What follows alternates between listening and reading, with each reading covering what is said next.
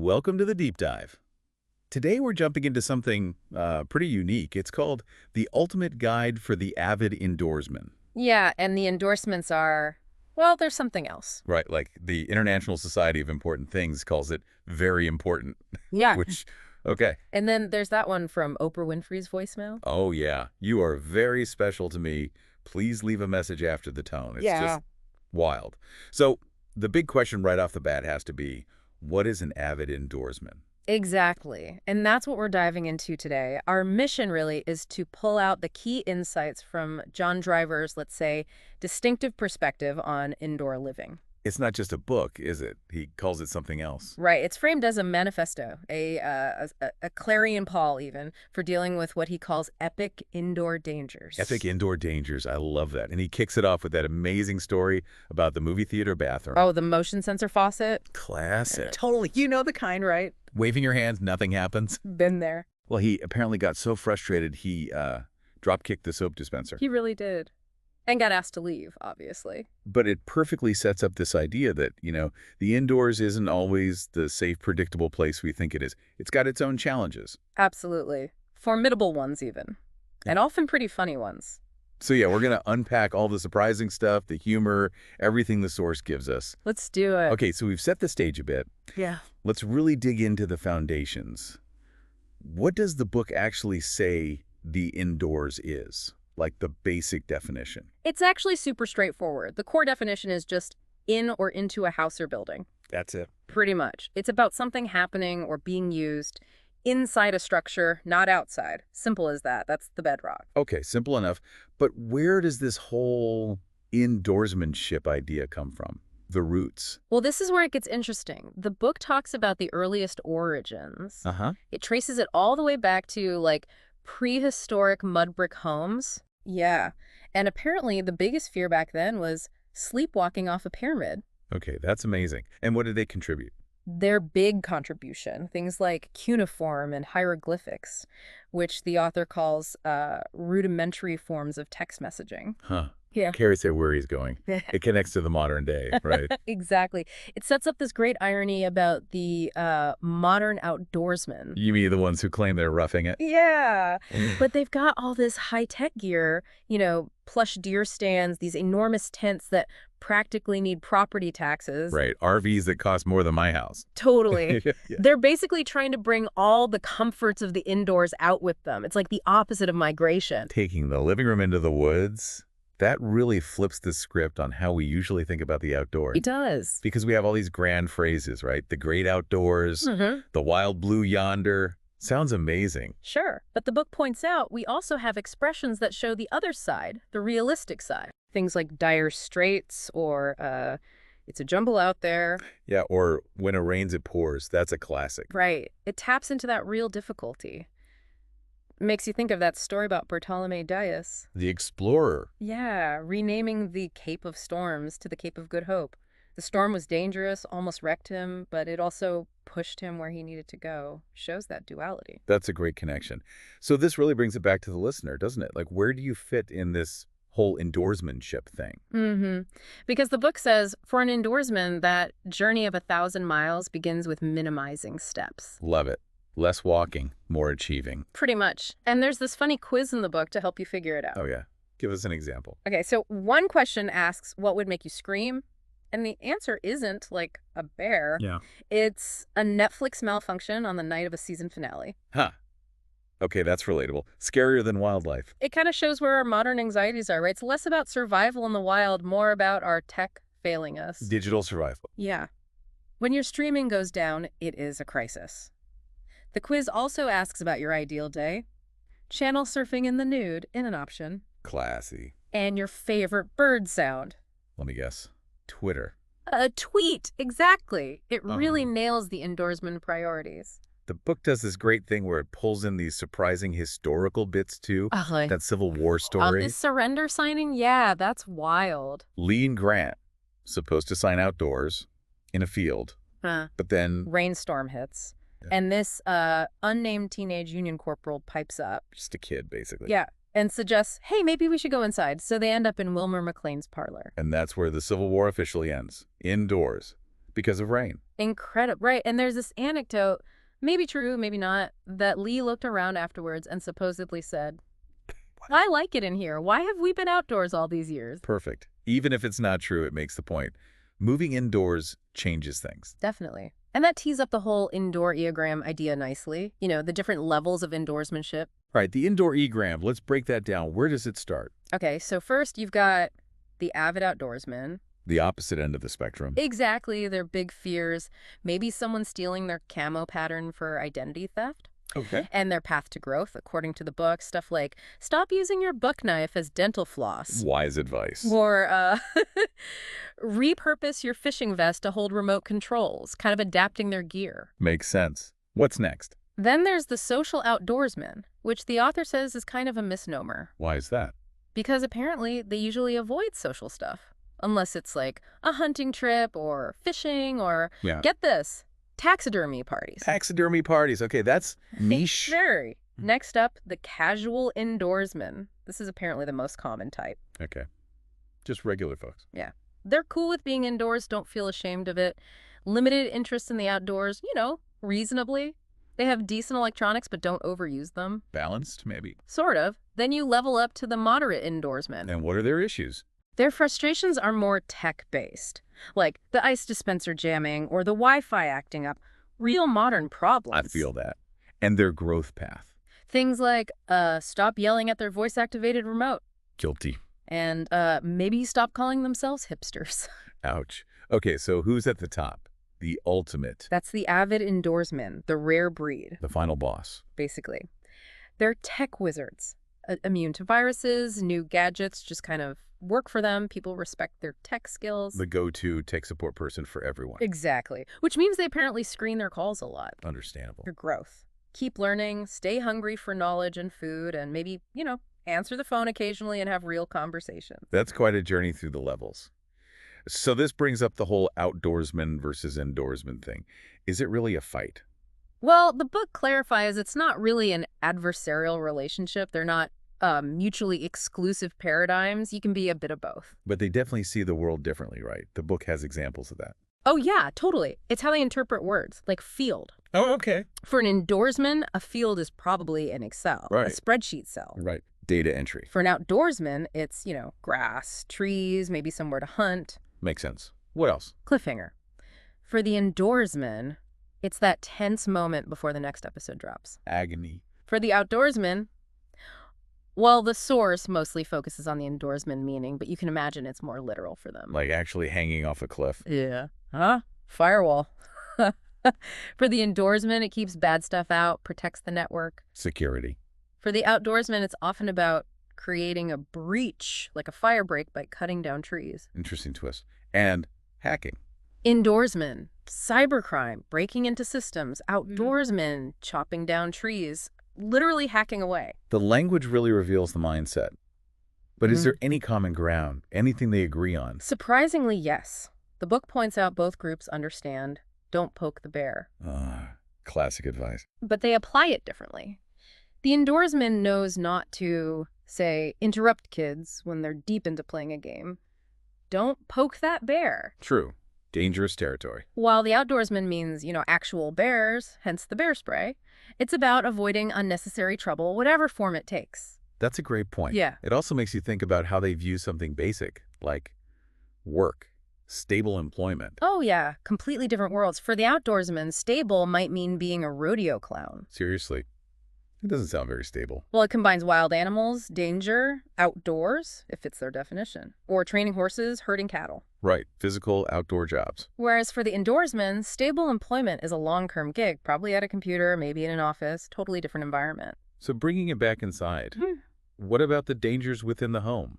Things we kind of ignore. Yeah, the source really dives into this. These are the things that can make even hardcore outdoorsmen feel fear and shame. Okay, hit me. What are the greatest dangers?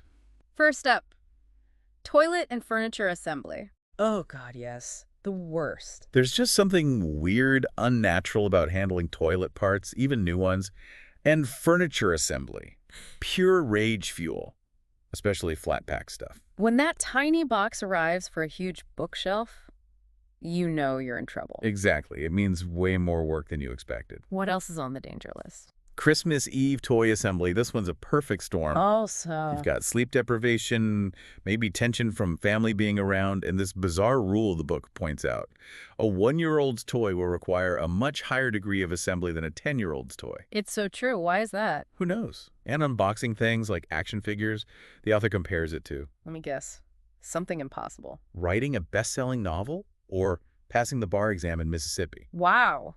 That difficult. Apparently. The tip is to attack the packaging from the back, use knives and scissors, and whatever you do, don't cut those twist ties. They've got metal inside. Good to know. Okay, what's the final big indoor danger? Home repairs. This is where everyone, indoorsman or outdoorsman, gets nervous. Plumbing, especially. Oh yeah, a simple toilet clog becomes this test of your mental acuity. It can escalate fast. The book calls the feeling cognitive dissonance. Cognitive dissonance. Yeah. Brilliant. That feeling when reality clashes with your pristine bathroom expectation. Exactly. And the smell, the book suggests striking matches, but the real key? Be honest with guests beforehand about any plumbing quirks. Prevent the crisis. Good call. Also, crucial point, no such thing as a minor leak. Really. Not even a tiny drip. Nope. And the classic mistake is just tightening the fitting. That just gives you a cruel sense of false hope. It never actually fixes it. Been there, done that. And door repair, that's mentioned too, right? Yep. Fixing doors that don't hang right. It's tedious, soul-crushing work. Shims involved. Right. And the book jokes, don't confuse a shim with a shiv, even though the process might make you feel like using one. Ah. So how do you stay sane when the door just won't cooperate? The advice is interesting. Chew gum, play jazz music, pet your dog, light a candle. Basically find your zen amidst the door chaos. Whatever works. It really shows how intricate indoor life can be. So let's clip it again. How does the indoorsman view outdoor threats? Well, take mythical creatures. Bigfoot, Loch Ness Monster. Scary stuff. Definitely seen as dangers. I mean, monsters right there in the name for Nessie. But the indoorsman solution is elegantly simple. Which is? Just stay inside. Problem solved. Can't argue with that logic. Although there's a funny note that maybe huge, ancient Gaelic medieval castles might be more at risk from Nessie. Yeah. Because they're bigger targets. Okay, fair point. What about less mythical outdoor problems? Oh, the book gets really passionate about dirt. Dirt. Dirt. Dirt. Yeah, there's this vehement passion against it. It's seen as like the very essence of the outdoors trying to invade your space. The enemy. Exactly. Its presence can apparently upset the delicate equilibrium of the family unit. Might even lead to dirty words. Because of actual dirt. Right. And there's this cool fact. Even cultures that have dirt floors traditionally still sweep them, not to remove the dirt, but to pack it down harder. Wow, okay. Dirt management is universal. Seems so. And then there's the ultimate outdoor nightmare for an indoorsman, sunburn. Ah, yes. Pale complexion's cursed. Totally. They're more susceptible. And the book introduces this very elaborate indoorsman's emergency sunburn awareness system. Like DEF CON for sunburn. Kind of. It has codes from white for untanned skin up to red, meaning get inside immediately. It's all about being prepared for those rare outdoor moments, but on their own terms. Hilarious. Applying survival guide logic to getting a tan. Exactly. Oh, and if you fall in a well, just grab a branch or a rope. Simple. Elaborate system for sunburn, but grab a rope for the well. Got it. This kind of busts the myth that indoorsmen are unhealthy, doesn't it? It's more about a different kind of routine. Yeah, absolutely. It's about crafting a routine that works indoors. Take sleep. Okay. The Avid Indoorsman apparently values sleep superfluity. Mm-hmm. The idea is that excessive sleep, like maybe 15 hours a day, 15 hours. could lead to living to 115. Right. Okay. Bold claim. It is. And the book lists common sleep deterrents. Phone notifications are a big one. That just one more episode, binge watching trap. We've all been there. And even insomnia from worrying your OS update will mess up your alarm clock. Specific. And what about buying a mattress? Any advice there? Oh, the advice is great. Basically, test it like you'd use it at home. Roll around, bring sheets, watch TV on it, bring snacks. Bring snacks to the mattress store. Yep. And let your kids jump on the beds, really put it through its paces. That's thorough. What about exercise? Is it just avoiding movement? Not exactly. It's about unconventional exercise, like just standing up occasionally. Using a standing desk helps reduce risks of obesity, diabetes, all that. Plus, closer to the donuts if the kitchen is nearby. The book does point out it saves steps to the kitchen, yes. And then there's finger circuit training. Finger? Circuit training. Yeah, for pushing buttons. Remotes, game controllers, building dexterity for marathon viewing sessions. Getting swole thumbs. I like it. How about food? What's the philosophy? It's very economically minded, big focus on ordering large portions specifically to have leftovers. Planning for the next meal while ordering the current one? Exactly. Leftovers can apparently make up 50 to 60% of their meals. And the microwave. It's hailed as an indoor miracle. Can't live without it. The book has this amazing image. A flimsy plastic door separates the indoor chef from certain death Indiana Jones style. Wow, dramatic. But yeah, microwaves are pretty central. Definitely. Which leads into the Indoorsman dietary cycle, the IDC. Model after a laundry cycle. This I gotta hear. Okay, so lights are your appetizers. Chips and queso, maybe charcuterie with charcoal crackers, the book specifies. Okay. Lights, then darks, that's your main course. Proteins, heavy sides like cream spinach or roasted Brussels sprouts. The book calls grazing on extra sides conservationism. Saving resources. What about colors? Colors. This is the delicate art of eating food from the unfinished plates of children or maybe close friends. Waste not, want not. Resourceful. And delicates. Dessert. Delicates, exactly. Desserts. Strategically placed around the house for easy access, for quick bursts of sugary, sweet energy. A whole system. It's pretty ingenious in a way. It really is. It's all about maximizing comfort and resources indoors. Then there's the art of snacking, connecting back to our hunter-gatherer ancestors foraging for nuts and berries. But in the pantry. Precisely. And coffee. Huge section on coffee. The elixir of the indoors. Totally. From the goat herder Caldi discovering it to Venetian clergy calling it the bitter invention of Satan. The Dark Ages, maybe? That's the joke in the book, yeah. Until Pope Clement VIII apparently tried it, liked it, and gave it the thumbs up. Saved by the Pope. Pretty much. And it's not just caffeine. The book lists benefits like better memory, less stress, mood boost. It even solves problems like making coffee breath worse or helping you cool down in hot weather by making you sweat more. Coffee. Oh. The paradoxical problem solver. Okay, let's shift to aesthetics, the Indoorsman look. It's simple, right? Grays, blacks. Yeah, very sleek, simple. Gray, black, navy blue are staples. But here's a funny observation. They expect people to gift them colorful clothes. Which they then never wear. Exactly. They just accumulate in your closet next to the gray stuff they actually put on. Relatable. And jeans are key. Blue jeans are foundational. Originally made for miners, right? Rugged workwear. Yeah. But the book argues they're still perfect for the modern indoorsman's mind, whether that's the Apple Store, Starbucks, or coding websites at home, still functional. That makes sense. And sweatpants. There's a whole philosophy. Oh, yes. The philosophy of sweatpants. It's about comfort boundaries. Drawstrings are apparently bad if you're just lounging because they get in the way of pockets. Okay. But if you're, say, cleaning the house, then drawstrings are good, pockets less important. It's very situational. The level of thought put into sweatpants is astounding. What about footwear? Slippers are critical. Warmth, comfort, lots of types, including the sneaky slipper, a comfy sneaker that you basically use as a slipper. Good for quick dashes outside, like getting the mail. Ah, the indoor-outdoor hybrid shoe. Got it. How about pets? Pets are important companions. There are 3 determining factors for choosing one. Which are? Basically. How much does the pet need to go outside? Does it fit your indoor space? And does it fit you, the indoorsman? Makes sense. Recommended pets. Small dogs are good. Monkeys get a mention, with a warning about global epidemics, naturally. Naturally. Goldfish, guinea pigs, especially because they popcorn, do those little jumps. Oh, popcorning is cute. Any pets notably absent? Yeah, the book notes the curious absence of cats as the pet of choice, which is interesting. Yeah. Okay, sports. How do indoorsmen handle sports? 2 camps, really. The sports resistant, they might make fun of sports ball and the sports interested, but they vastly prefer watching on their big HD TV at home. Close to the snacks. Exactly. Proximity to the kitchen is key. They'd apparently turn down free tickets to stay on the couch. Comfort wins. What about permanent style choices, like tattoos? The wisdom is, wait until you're 30. Give it some thought. Sensible. Any funny ideas mentioned? Oh, yeah, like getting a QR code of your favorite website. Or maybe your Wi-Fi password tattooed somewhere subtle. Practical. Oh. Okay, let's tackle that stereotype about indoorsmen being loners. The book says connection is important writing. Definitely. It stresses that interaction with people is a healthy part of life. It's not about total isolation. So what are the tips for connecting indoorsman style? Let's start with spouses. Right. Key tips. Designate bathrooms. Crucial for harmony.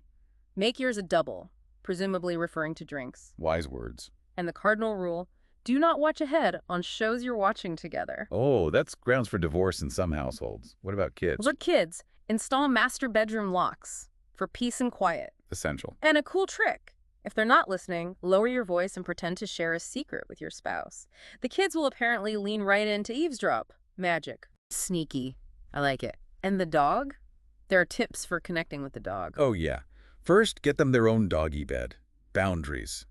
Good start. Then, develop an alter ego and accompanying voice for your dog. Wait, give the dog a voice. Yep. And then, this is the best part, blame your dog for outrageous things you just did using their alter ego voice. Yep. Like, if you just ate the last cookie, you say in the dog's voice, "Wow, Dad, you ate that fast." No way. The book calls it like a pet version of the movie Inception, planting ideas via the dog's voice. That is next level. Okay, what about connecting with wider family and friends, like having people over?